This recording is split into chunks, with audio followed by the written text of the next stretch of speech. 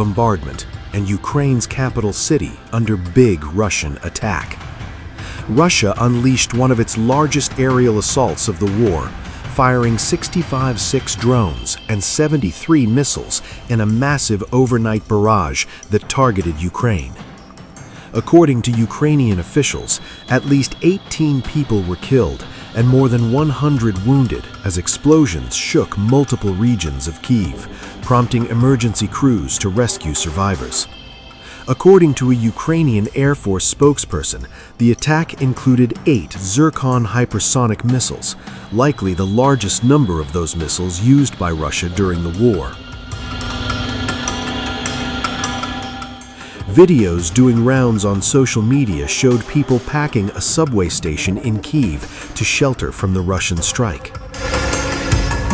Another massive attack on the capital, drones, rockets, in various areas of the city, damaged buildings, residential areas. Emergency services are now working on the city and eliminating consequences of the attacks. I am now here in the Podilsk area, damaged buildings, injured people. In the areas where the houses are damaged, helping points are being deployed. Now all services are working on eliminating consequences of attacks. In the central Dnipropetrovsk region, at least 6 people were killed and 36 others injured after Russian strikes hit the city of Dnipro, according to the emergency service. A second attack, as first responders arrived at the scene, killed one rescuer. In Kharkiv, at least 14 people were injured and residential homes, garages, and cars were damaged. Ukrainian President Volodymyr Zelensky, in an X post, shared a video of the damage due to the Russian strikes. Zelensky said, and I quote, "If Ukraine is not protected from ballistic and other missile strikes, these attacks will continue. Europe needs its own anti-ballistic defense so that this war can finally be brought to an end. And assistance from the United States in supplying missiles for Patriot systems is absolutely necessary. We are counting on the support of our partners and on effective responses to today's attack." The Russian missile attack took place after Zelensky claimed that Ukrainian forces hit 15 Russian oil refineries between January and May this year. Our warriors now have the capability to reach Russian military logistics across virtually the entire depth of the temporarily occupied territory. There are practically no safe roads left for the occupier in the south and east of our state. This is further proof that there will be no calm times for the occupier on our land. This is also reflected in shortages, above all, fuel shortages in Crimea and in our other regions under occupation.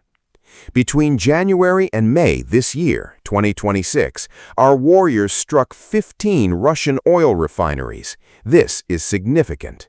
Russia has already imposed bans on exports of aviation fuel and gasoline from their territory, and is also considering a ban on diesel exports.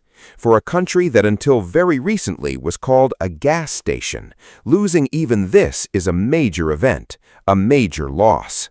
As of May, nearly 40% of Russia's primary oil refining capacity is offline. On the other hand, Russia said that the war would end today if Ukraine pulled out its forces. Regarding Zelensky and ending the war by the end of the year, the war could end before the end of the day. We've spoken about this repeatedly, as the president did in his address to senior officials at the Ministry of Foreign Affairs. To do that, Zelensky needs to order his armed forces to leave the territory of the Russian regions. We've always said that no matter what, achieving our goals peacefully is our preference. Therefore, yes, we will achieve our goals, and we are prepared to achieve them peacefully, through peace negotiations. If not, if the other side continues to delay the process, refuses genuine peace talks and serious decisions that will open the way for a peaceful settlement, then the special military operation will continue. If the Kyiv regime deliberately commits such inhumane, terrorist acts against civilians and children that are beyond the pale of humanity, that is a completely different paradigm. You see that systematic attacks are being carried out on the military infrastructure of the Kyiv regime, on Kyiv, on other cities. This practice will continue.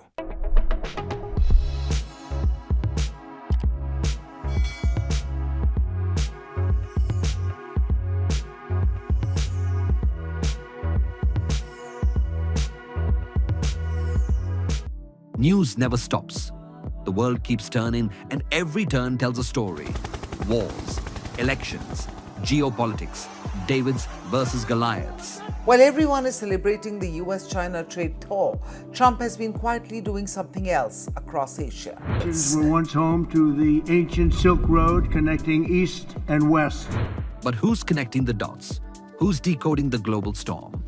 Welcome to Times of India videos. You're watching a special edition of Global Pulse with me, Neha Khanna. בהנחיה שלי ושל שר הביטחון ישראל כץ. Durante este año, We decode the shifting grains of geopolitics to you. From Washington to Wuhan. Встановлені домовленості і сьогодні підписуються. Everything, everywhere, all at once. Just 2 years ago, Canada was one of the most popular countries for Indian students. From Davos to Delhi, we track the decisions that move markets, shift policies, and shape the future. No jargon, no bias, just clear, credible, global journalism. Because understanding the world doesn't have to be complicated, it just has to be smart. And that's what we do best. At Times of India videos, we don't just tell stories, we build perspective. We connect the dots between what's global and what's personal, what's happening out there, and what it means for you. It's fast. It's fearless. It's making sense of the changing world order. Times of